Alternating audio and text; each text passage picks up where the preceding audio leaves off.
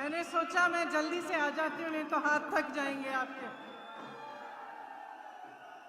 इतना उत्साहित स्वागत कर रहे हैं, इतने समय से इंतजार कर रहे हैं, आप सबको बहुत बहुत दिल से धन्यवाद। आपने मेरा दिल छुआ है आज। श्री भूपेश बघेल जी, श्री राजीव शुक्ला जी, श्री बाजवा जी दिख नहीं रहे, कहाँ हैं?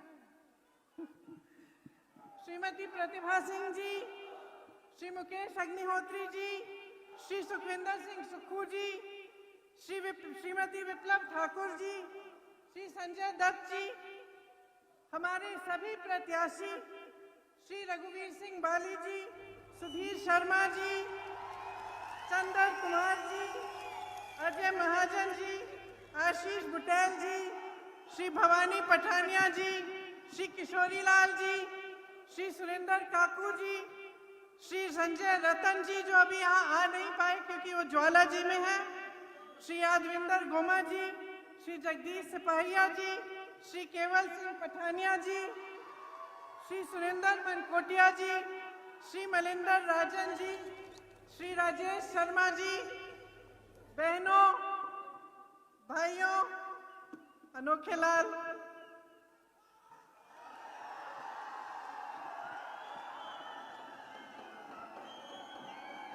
आप अमेठी से यहाँ हिमाचल कैसे पहुंच गए झंडा फहराने?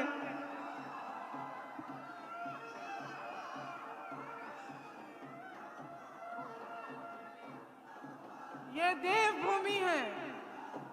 माँ ज्वाला जी, माता बगलामुखी जी, माँ चामुंडा जी, माँ नैना देवी जी, माँ चिंतपूर्णी जी, सबका आपके पास आशीर्वाद है। ये सौभाग्य है मेरा कि मैं आज इस भूमि में खड़ी हूं, और इससे बड़ा सौभाग्य ये है कि मैं इस भूमि को ही घर बुलाती हूं।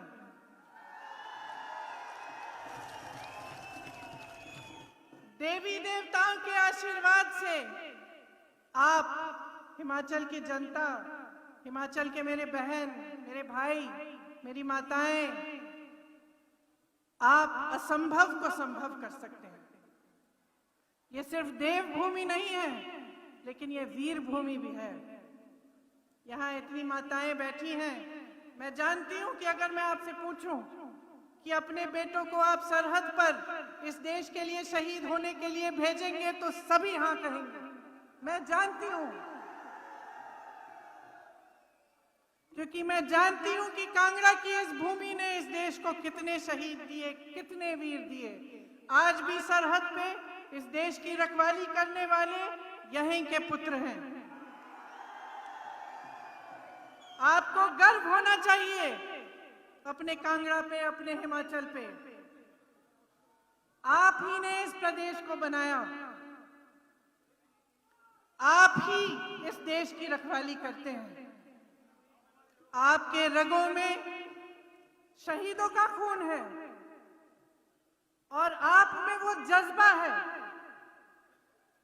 जो सिर्फ वो समझ सकते हैं जो अपने से बड़ा, अपने से बड़ी कुछ चीज के लिए अपना जीवन न्यौछावर कर सकते हैं। वो जज्बा है आप में, क्योंकि शहीदों का खून आपके रगों में है। मैं भी एक शहीद की बेटी हूं। मैं उस जज्बे को समझती हूं, क्योंकि मैंने वो जज्बा अपनी दादी श्रीमती इंदिरा गांधी जी में देखा, मैंने वो जज्बा अपने पिता राजीव गांधी जी में देखा, और मैंने अपनी मां में वो कर्तव्य के प्रति निष्ठा देखी जो सिर्फ एक शहीद के परिवार से आ सकती है।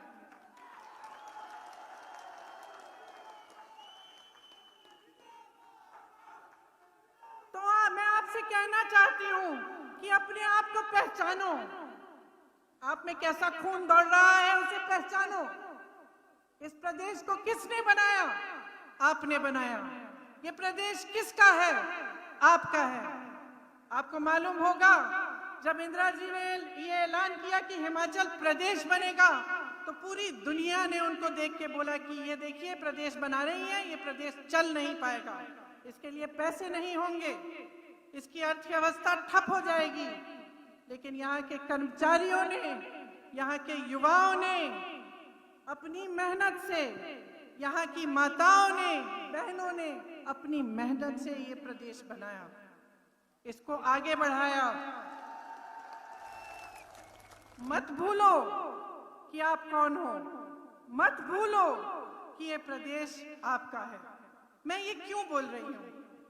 क्योंकि चुनाव का समय आ गया है और चुनाव के समय तमाम नेता, तमाम पार्टियां के लोग आपके सामने आएंगे, सब अच्छी अच्छी बातें बोलेंगे, लेकिन जब तक आप जागरूक नहीं बनेंगे, जब तक आप अपने प्रदेश को यहां दिल में रखकर अपना वोट नहीं देंगे, तब तक आप सही निर्णय नहीं कर पाएंगे।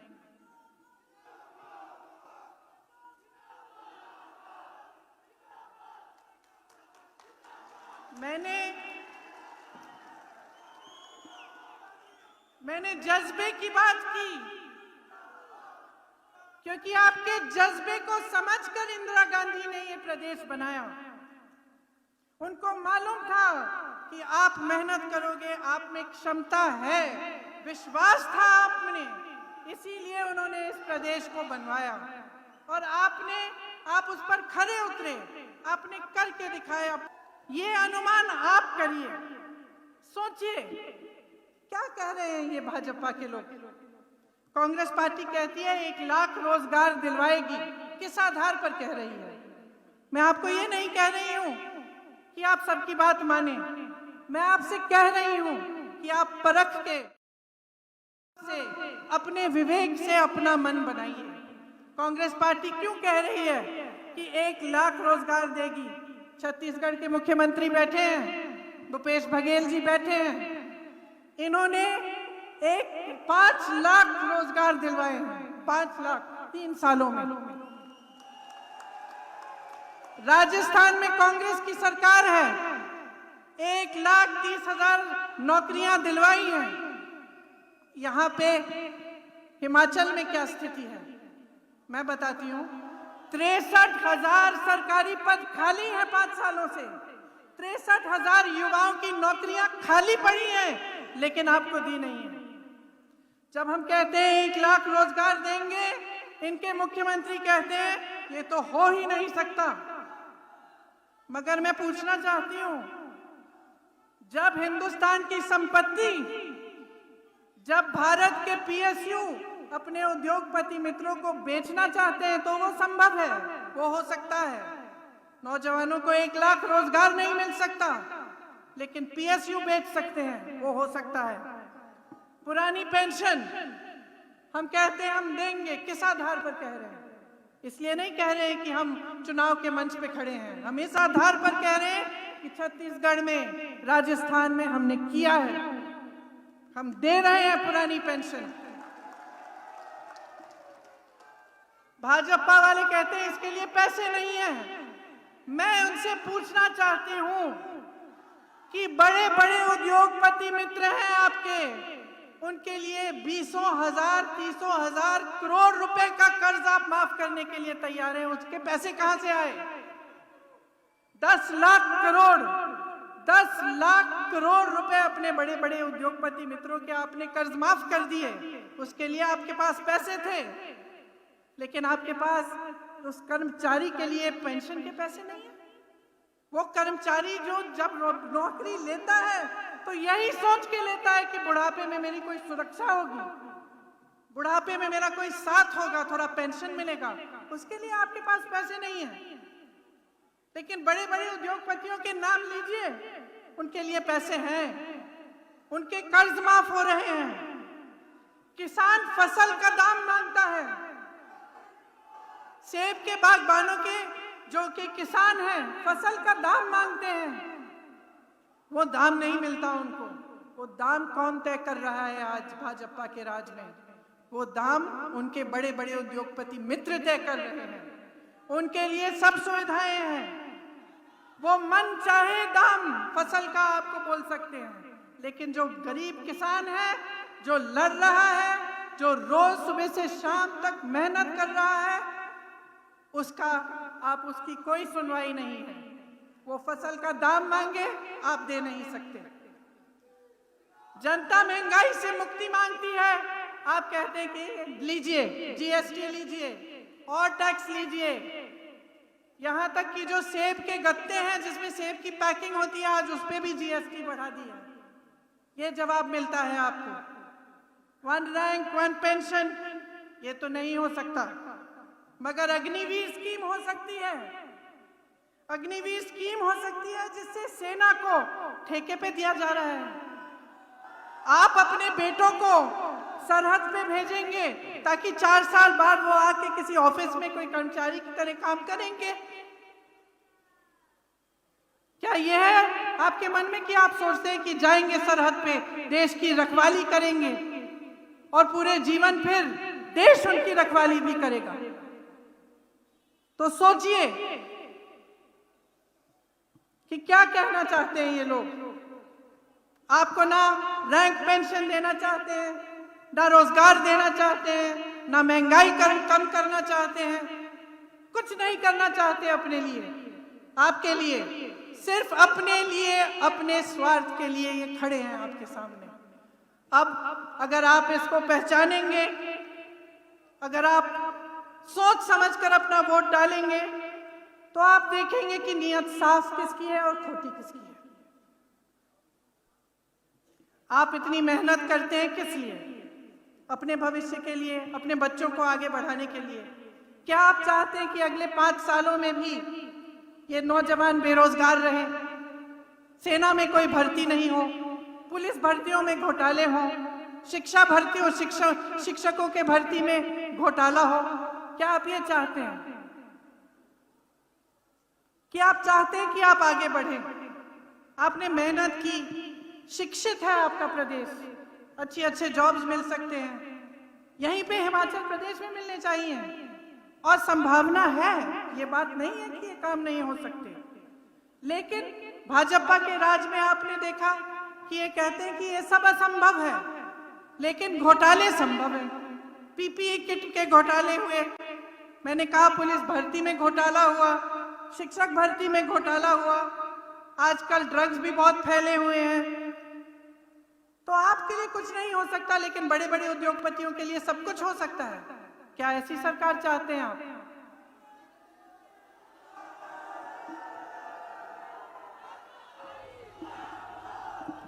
आपको मालूम है कि पहले जो फिक्स्ड कोटा होता था, वहां से यहां लगभग 4000 युवा हिमाचल से सेना में जाते थे।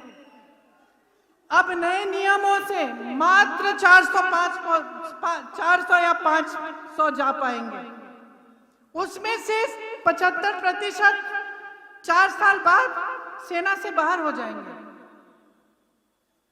इसलिए बहुत जरूरी है कि आप समझें कि ये लोग क्या कर रहे हैं, इनकी नीयत क्या है। कांग्रेस पार्टी इस चुनाव में कुछ गारंटी लेके आई है। गारंटी क्यों? क्योंकि हम किसी आधार पर कह रहे हैं कि हम ये करना चाहते हैं, हमारी सरकारों ने करके दिखाया है। इसीलिए हम कहते हैं कि जो पहली कैबिनेट की मीटिंग होगी, पहली बार जब मंत्रिमंडल बैठेगा, तभी उसमें से आपके ओपीएस का निर्णय होगा कि आपको पुराना पेंशन वापस मिलेगा। इसी तरह से उसी पहली मीटिंग में यह तय होगा कि हिमाचल के नौजवानों को 1 लाख रोजगार मिलेंगे।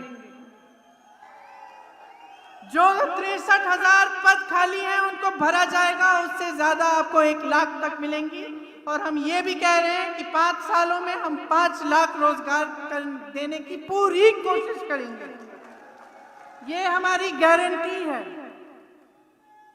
आपके हक में हम सब कुछ करना चाहते हैं। हम कह रहे हैं कि इसके साथ साथ जो मेरी बहनें यहाँ बैठी हैं, जो दिन रात मेहनत करती हैं, कभी कभी मैं जानती हूँ कि ये मेहनत पहचानी नहीं जाती।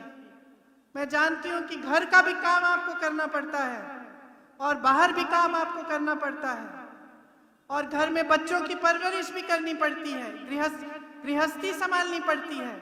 मैं जानती हूँ कि आप पर कितना बोझ है, और क्योंकि हम इस बोझ को पहचानते हैं, इसलिए कांग्रेस पार्टी हर महिला को 1500 रुपए प्रति माह देना चाहती है मदद करने के लिए। इस योजना को हम हर घर लक्ष्मी योजना कह रहे हैं। आपने इसके बारे में अगर सुना नहीं है तो पढ़िए जरूर और इसके बारे में जानकारी लीजिए। इसके साथ साथ हर विधानसभा में हम 4 इंग्लिश मीडियम की पाठशालाएं बनाना चाहते हैं। ड्रग्स से हम लड़ेंगे। जिस तरह से आज ड्रग्स नौजवानों के भविष्य को खा रहे हैं, उसके खिलाफ हम खड़े होंगे और हम लड़ेंगे। केंद्र में जब हमारी सरकार बनेगी तब ये अग्निवीर की स्कीम हम वापस लिख देंगे, इसको रद्द करवाएंगे। हिमाचल में एक्स आर्मी के लगभग 3000 आरक्षित पद है, हम इन्हें भरवाएंगे। डायरेक्टर सैनिक वेलफेयर, डिप्टी डायरेक्टर सैनिक वेलफेयर के ऑफिस में जो पद खाली हैं सभी भरे जाएंगे। हिमाचल के हर जिले में एक्स सर्विसमैन हेल्थ सेंटर, जिसमें कैंटीन, उसके साथ ECHS हेल्थ सुविधाएं होंगी और सैनिक वेलफेयर का दफ्तर होगा। ये सब हो सकता है। मैंने आपसे पहले भी कहा, यहाँ बघेल जी बैठे हैं, इस चीज का प्रमाण है कि जब कोई कुछ करना चाहता है तो वो करके दिखाता है। इन्होंने आपसे कहा कि जब इनकी सरकार बनी तो कांग्रेस ने वादा किया था कि सरकार में आते ही किसानों के कर्ज माफ होंगे। सरकार में आए 3 घंटों बाद निर्णय लिया कि किसानों के कर्ज माफ होने शुरू होंगे और यही हुआ। आज सबसे कम बेरोजगारी छत्तीसगढ़ में है, जहां कांग्रेस की सरकार है। नीयत ठीक होती है तो बहुत काम हो सकता है। ये बात आपने यहाँ पे कांगड़ा में खुद देखी।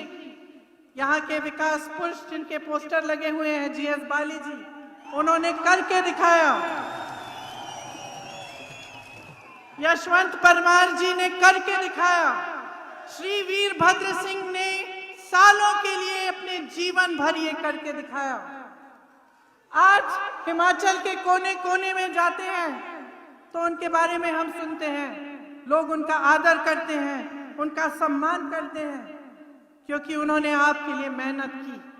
उन्होंने आपकी क्षमता, आपकी शक्ति पहचानी और उस शक्ति की को एक ऊर्जा बनाई जिसमें से उन्होंने इस प्रदेश का विकास किया। कांग्रेस ने हिमाचल में सेंट्रल यूनिवर्सिटी बनाई, IIT बनाई। वीरभद्र सिंह जी ने गांव-गांव में स्कूल बनाए। कांगड़ा को मान महत्व देने के लिए धर्मशाला में विधानसभा और सचिवालय बनाया। GS बाली जी ने नई नई योजनाएं लाकर खूब रोजगार दिलवाए। इंजीनियरिंग कॉलेज, फार्मेसी की college, ITI, degree college, Tanda में सबसे अच्छा मेडिकल कॉलेज। देश की सबसे पहली इलेक्ट्रिक बस हिमाचल में चली तो कांग्रेस की सरकार में चली। रोपवेज लाए, होम स्टे की स्कीम लाए जिससे आमदनी बढ़ी, जिससे रोजगार बढ़े। HSRTC प्रॉफिट में आया, नए बस स्टैंड बने, वॉल्वो की सर्विस आई। इस सब से रोजगार बनता है, कर्मचारियों का मान सम्मान रहता है। लेकिन आज की क्या स्थिति है उसे अच्छी तरह समझिए। आज भाजपा की सरकार ने हिमाचल प्रदेश को कर्ज में डुबाया हुआ है। 70,000 करोड़ का कर्ज है। 63,000 सरकारी पद खाली हैं। कर्मचारियों को पेंशन का टेंशन है। महंगाई की वजह से आपकी जेब खाली है। GST की मार है। किसानों को फसल का दाम नहीं मिलता।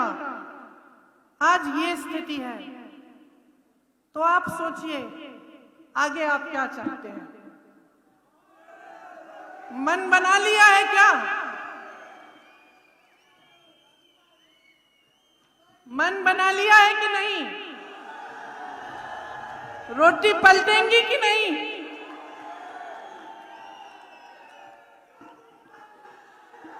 मुझे लगता है कि अब कांग्रेस आ रही है कि नहीं? एक बार जोर से बोलिए, कांग्रेस आ रही है। आपका हक मिलेगा। बोलिए, आपका हक मिलेगा। जोर से।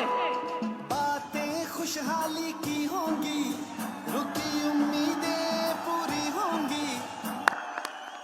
चलिए गाना भी सुन लीजिए। लेकिन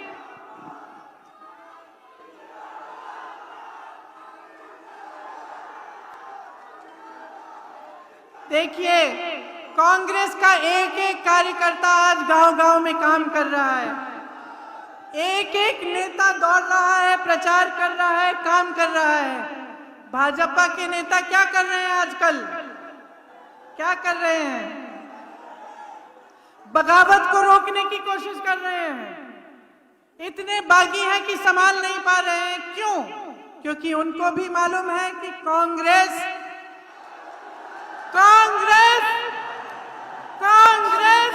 जारी है फिर से। अब आप सब कुछ खुद ही समझते हैं तो मैं क्या समझाऊं।